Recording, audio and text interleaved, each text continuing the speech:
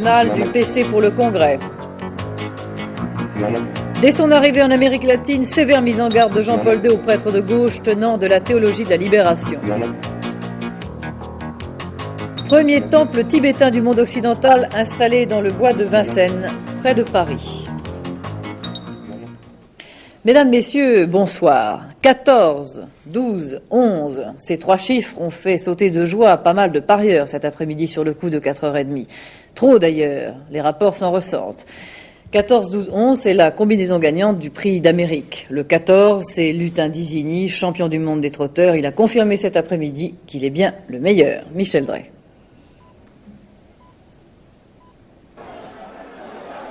Des 14 concurrents au départ du prix d'Amérique, plusieurs sont déjà battus. Difficile de revenir sur les chevaux de tête, Minou du Donjon, Lutin Disigny et Lurabo. Lurabo numéro 13, vainqueur l'an dernier, mène un rythme rapide, mais Lurabo n'a pas couru depuis plusieurs mois à cause d'une blessure et le manque de compétition va se faire sentir. À ses côtés, Lutin Disigny est à l'affût. Jean-Paul André, casaque verte, attend la dernière ligne droite pour jouer de la cravache. Lutin Disigny est irrésistible quand il produit son effort.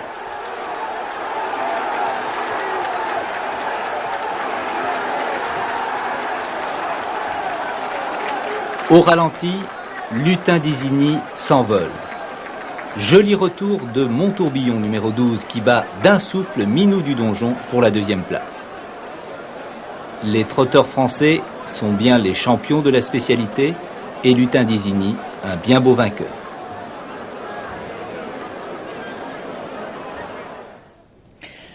Au Parti communiste, la contestation ne se limite plus ce soir aux cellules et aux sections. Elle a gagné l'échelon fédéral. Après la Fédération des Hautes-Alpes, celle de la Haute-Vienne, sous la houlette de l'ancien ministre Marcel Rigout, dit non à la direction. À 10 jours du Congrès, Michel Naudy fait un premier bilan d'une contestation tout à fait inédite au Parti communiste. Place du colonel Fabien, on fait les comptes et manifestement le compte n'y est pas. Toutes les informations concordent, le projet de résolution préparé par la direction non seulement ne fait pas l'unanimité, mais encore suscite une résistance inattendue. Tout avait été fait pourtant pour que la contestation soit limitée au bouc émissaire du moment, Pierre Juquin pour ne pas le nommer. C'était sans doute sous-estimer le profond désarroi de nombreux communistes ébranlés par la double défaite de Georges Marchais aux présidentielles et aux européennes. La modeste section de la souterraine dans la Creuse profonde, qui s'était signalée par son unanimité contre le texte officiel, n'est plus seule.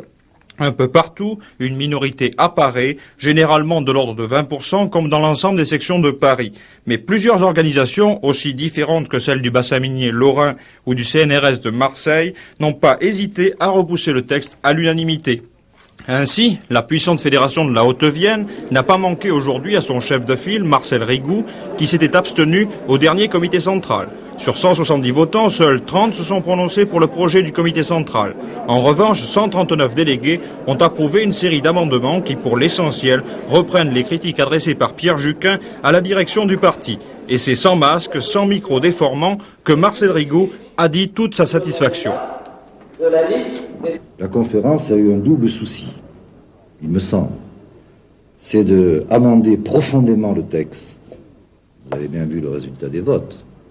Il avait besoin d'être très largement amendé pour recueillir le vote positif qui est intervenu à l'issue de la conférence fédérale, puisqu'il a recueilli 139 voix pour.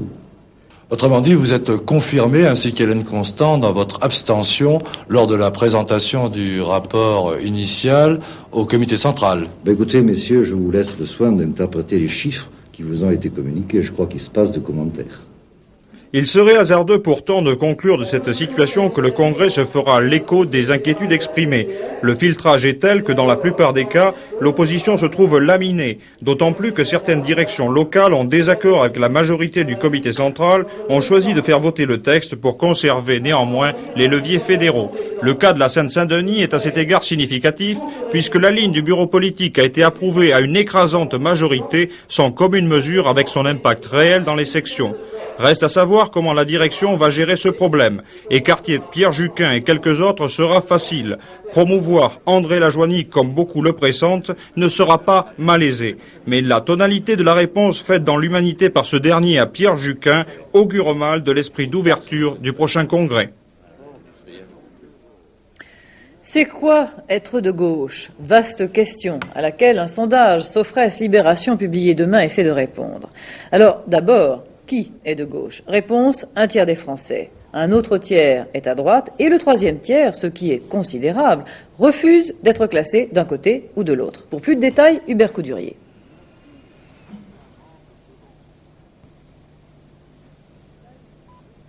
Les détails ne viennent pas exactement au moment où on les attend. Détails sur le sondage. Selon ce sondage, en 4 ans, la gauche a perdu 10 points, mais la droite n'en gagne que 4. Conséquence, ceux qui refusent d'être classés passent de 20 à 27%. C'est clair, 2 tiers des Français considèrent que le PC et le PS n'appartiennent pas à la même famille politique. Les reproches faits à la gauche depuis 1981 portent essentiellement sur une mauvaise gestion de l'économie, 46%, et non sur le thème des libertés, 17%. Ce dont les Français sont le plus satisfaits, c'est la retraite à 60 ans, 45%, les nationalisations venant en dernière position à 10%. Enfin, l'évolution de la gauche entérinée par le gouvernement Fabius est approuvée par 60% des personnes interrogées, contre 14% qui souhaitent un retour aux valeurs traditionnelles. Que le pape Jean-Paul II n'apprécie pas ce qu'on peut appeler les prêtres de gauche d'Amérique latine, on le savait déjà. Mais dès son arrivée au Venezuela, il a mis énergiquement les points sur les i. Chantal Bretz. À Caracas, première étape de son périple en Amérique latine, le pape Jean-Paul II a lancé un appel à la justice sociale, mais un appel aussitôt assorti d'une mise en garde aux prêtres déviationnistes, ces prêtres qui se sont engagés dans la lutte politique. Oui à la lutte aux côtés des pauvres, a dit en substance le souverain pontife, qui a d'ailleurs demandé à l'Église et à chaque prêtre individuellement un engagement résolu dans le domaine social. Mais attention, a-t-il ajouté, attention à toute déformation du message de l'Évangile. Et là, il faisait allusion, sans la mentionner, à la théologie de la libération. Cela dit, Jean-Paul II s'est abstenu d'indiquer plus précisément les formes d'action qu'il préconise pour la défense de la justice sociale dans ces pays d'Amérique latine. Peut-être le fera-t-il dans de prochains discours. Aujourd'hui, en tout cas, il a défendu énergiquement la famille en stigmatisant le divorce, l'avortement et l'abandon d'enfants. Demain, le prince héritier Abdallah d'Arabie Saoudite sera à Paris pour une visite officielle de 3 jours. Visite importante quand on sait que l'Arabie Saoudite est un de nos principaux partenaires économiques. Frédéric Astou. Le secteur qui illustre le mieux l'importance des relations économiques entre la France et l'Arabie Saoudite, c'est celui de l'armement. La France est en effet le deuxième fournisseur militaire du royaume saoudien, juste derrière les États-Unis. Ces 2 dernières années, elle a signé des contrats d'une valeur d'environ 50 milliards de francs. Cela signifie par exemple fournir l'équipement de l'armée de terre et se charger de son entraînement, ou encore mettre sur pied une force navale et un système de défense anti-aérienne. Actuellement, des négociations sont en cours pour la fourniture de 46 avions Mirage 2000, un contrat dont la valeur est estimée à plus de 30 milliards de francs. L'accord prévoirait également la formation des pilotes saoudiens et divers travaux d'infrastructure. Mais les échanges entre les 2 pays ne se limitent pas aux activités de défense. La France était en 1983 le 11e client et le 8e fournisseur de ce royaume, principalement dans les secteurs du bâtiment, des travaux publics et des télécommunications. Une coopération qui ne se fait cependant pas sans quelques petits accrocs. Ainsi, les autorités de Riyad auraient récemment retardé le paiement de 400 millions de dollars dus à certaines entreprises françaises, accusées de n'avoir respecté ni les délais ni les travaux spécifiques prévus par les contrats. Quand un événement se produit, mettons en Italie ou aux États-Unis, souvent les téléspectateurs s'étonnent de voir les mêmes images le relatant dans les journaux des 3 chaînes de télévision. Témoin ce soir, par exemple, la visite du pape en Amérique latine. Bien, la raison en est simple. Les 3 chaînes françaises puisent dans un vivier commun d'ailleurs à tous les pays d'Europe qui s'échangent ainsi leurs reportages. Cela s'appelle l'Eurovision.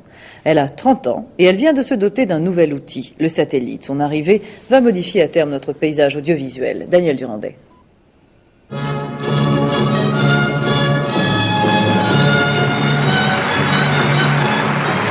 For a sign of royal majesty.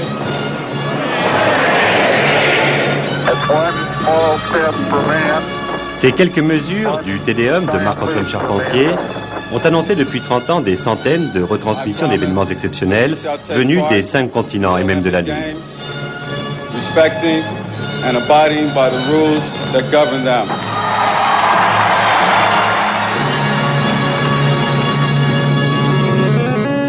appelle TDF à Paris. Cette tour de contrôle, c'est le poste d'aiguillage des images de télévision en provenance ou à destination de l'Europe. CYBC Chyprus. Good morning from Cyprus. Oh yes. RFN. Comme chaque matin ici à Bruxelles, c'est l'appel un à un des 34 services de télévision appartenant à 27 pays d'Europe et du bassin méditerranéen reliés à l'Eurovision. Au cours de 3 conférences multiplex quotidiennes, on coordonne ici techniquement l'échange d'une vingtaine de reportages d'actualité entre les différentes télévisions membres de l'UER, ce qui représente à peu près 400 millions de téléspectateurs. Circuit retour en provenance de TDF Paris. Il y a une augmentation invraisemblable de nombre de transmissions. On pense régulièrement qu'à cause de la crise, du manque d'argent des radiodiffuseurs de services publics, que ça va se tasser, se ralentir. Ça ne se ralentit pas, la croissance continue. Pour faire face à cette demande croissante d'images de télévision, l'UER vient de faire appel à la fusée Ariane, au satellite ECS et à l'organisme européen Eutelsat, qui assure désormais la retransmission d'images de télévision par satellite entre une vingtaine de pays membres. Coordonnés là encore à Bruxelles, ces programmes de télévision par satellite, comme ceux arrivant par voie terrestre, sont ensuite échangés avec l'Amérique du Nord comme avec l'Asie via un autre satellite, Intelsat. Bercenay-en-Othe, près de Troyes, c'est une des 5 premières stations de réception européenne capables de recevoir les images du réseau Eutelsat. Ici transitent depuis 6 ans les images en provenance d'Asie et d'Amérique via les satellites internationaux Intelsat, depuis peu celles fabriquées en Europe, et bientôt, peut-être l'année prochaine, partiront de Bercenay celles à destination du satellite TDF-1, permettant pour la première fois en France la réception d'images de télévision directe.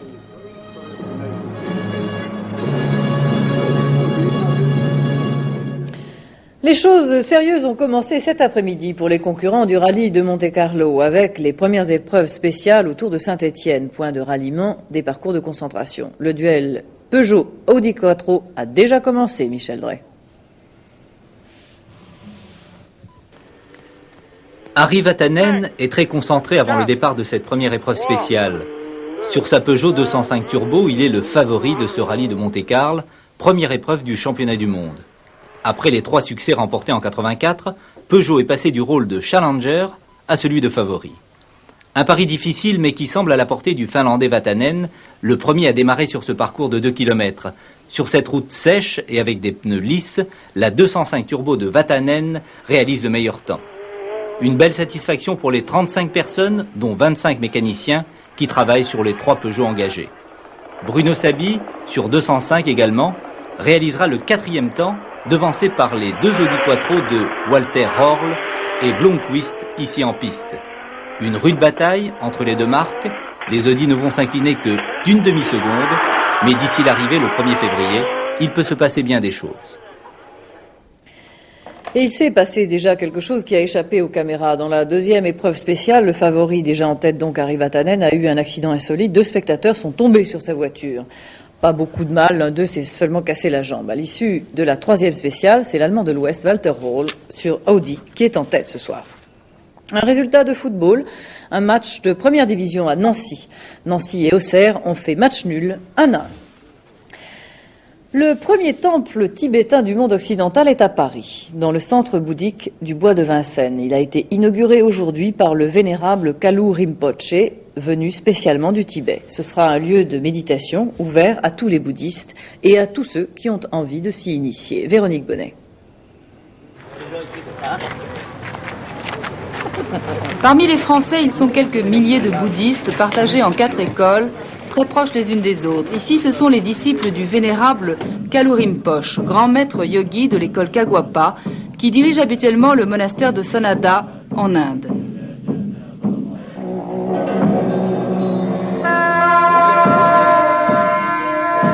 L'enseignement qu'il dispense porte avant tout sur la connaissance de la nature réelle de l'esprit, afin d'être plus ouvert, d'avoir une intelligence plus claire, un caractère moins emporté par la colère et l'attachement. Les bases de cette initiation s'appuient sur la méditation.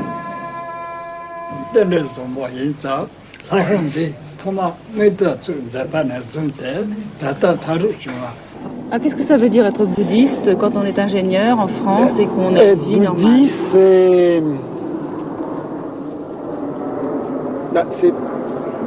c'est décider de suivre les enseignements du Bouddha et de souhaiter avoir l'aide des enseignements pour se connaître soi-même, mieux se connaître soi-même. Et je pense qu'à partir du moment où on se connaît très bien, il y a d'autres méthodes, il y a des thérapeutiques occidentales qui permettent, ou d'analyse, de psychanalyse, appelons ça comme on veut, qui permettent de se connaître. C'est une des approches de connaissance de soi-même.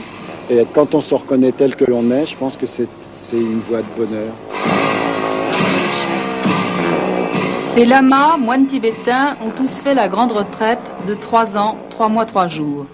Ils y ont appris des milliers de techniques de méditation pour crever l'opacité de leur esprit, dont les 3 poisons principaux sont le désir, la répulsion et l'indifférence. On n'est finalement pas si loin des religions occidentales.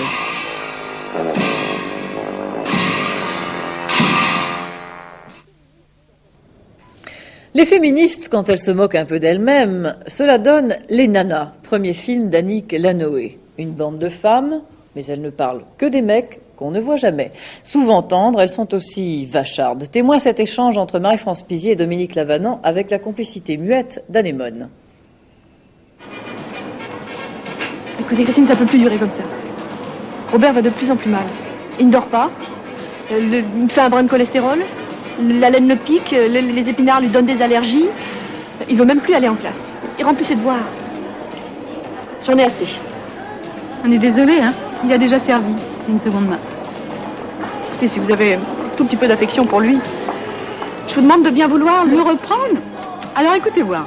Je veux bien vous soulager pour les week-ends, hein. Parce que les week-ends, c'est super. Mais vous vous démerdez avec le reste. Pour l'amour du ciel, Christine. Cessez de faire souffrir inutilement. Parce que c'est lui qui souffre maintenant. Heureusement, vous êtes là pour le bichonner, hein. Justement, je disais à ma copine, impec le ménage, hein. C'est une vocation, ça. Chapeau. Je suis navrée, hein. Mais depuis que vous êtes séparés... Ah, parce qu'on est séparés maintenant. Première nouvelle. Connasse.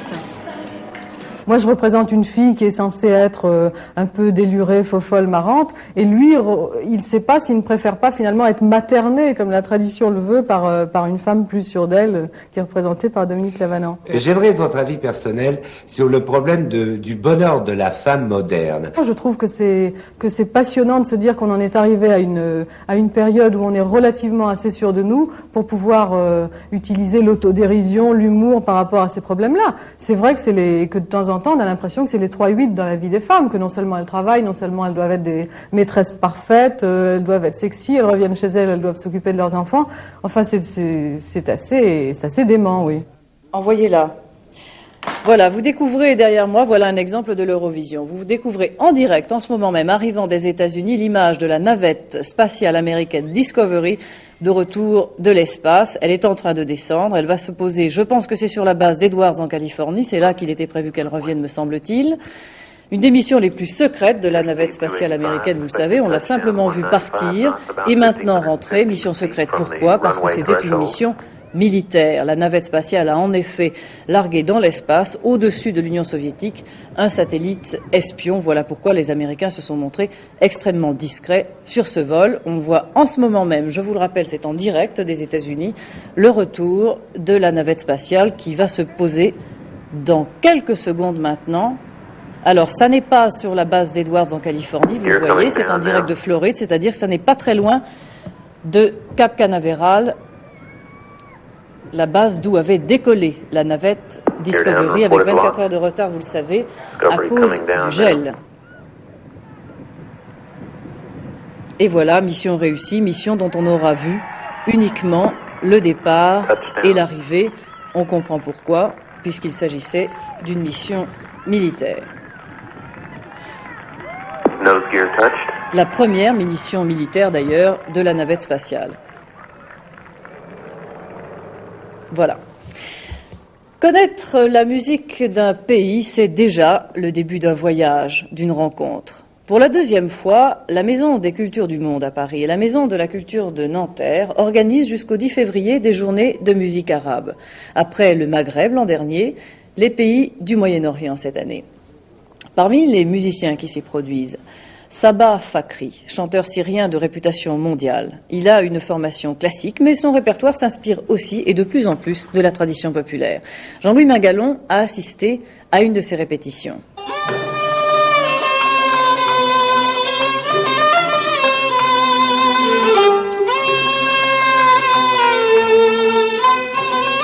Au théâtre des Amandiers de Nanterre, vendredi dernier, le chanteur syrien Sabah Fakhri répète avec ses musiciens et choristes un mouacha, autrement dit un poème lyrique d'origine andalouse répandu dans l'Orient arabe et conservé notamment dans la ville d'Alep.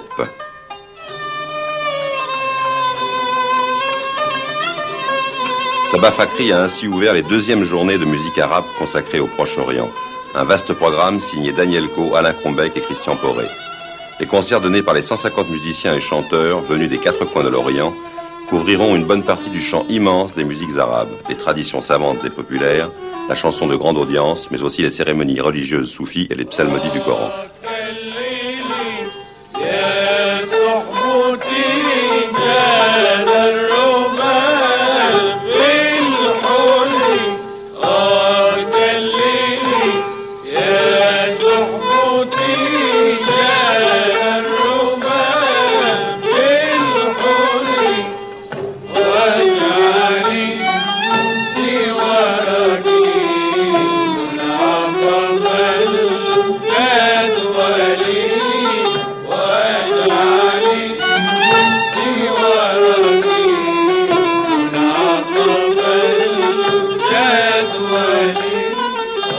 Pendant la répétition, Anas, le fils de Sabah Fakhri, n'a pas résisté à l'envie de prendre sa leçon de chant devant les caméras.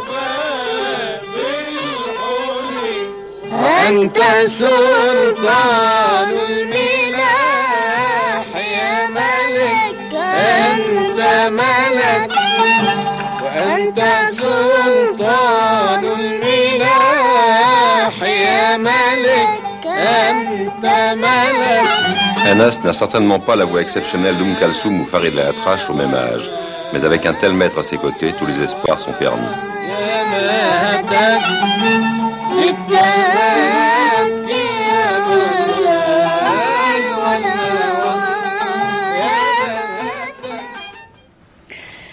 Le temps demain, j'ose à peine vous le dire. Demain matin, la météo prévoit en effet un ciel très nuageux et de la pluie partout, sauf près de la Méditerranée où le Mistral se chargera de nettoyer le ciel. Ailleurs, comme il fera froid, la pluie risque en plus souvent de se transformer en verglas. L'après-midi, on peut tout de même espérer quelques éclaircies. Demain soir, vous avez rendez-vous à 22h30 avec Jean-Jacques Perrault. Dans l'immédiat, cinéma, La Porte du Large avec le sémillant Victor Franssen. C'est de 1936. Avant de vous quitter, le rappel des titres de ce journal. À la semaine prochaine. Bonsoir. Petit rapport pour la plus grande course de trotteurs du monde, Lutin désigné superstar. La Fédération communiste de la Haute-Vienne dit non au texte de la direction nationale pour le congrès du PC. Dès son arrivée en Amérique latine, sévère mise en garde de Jean-Paul II aux prêtres de gauche. Demain, visite officielle du prince héritier Abdallah d'Arabie Saoudite, un des plus gros partenaires économiques de la France.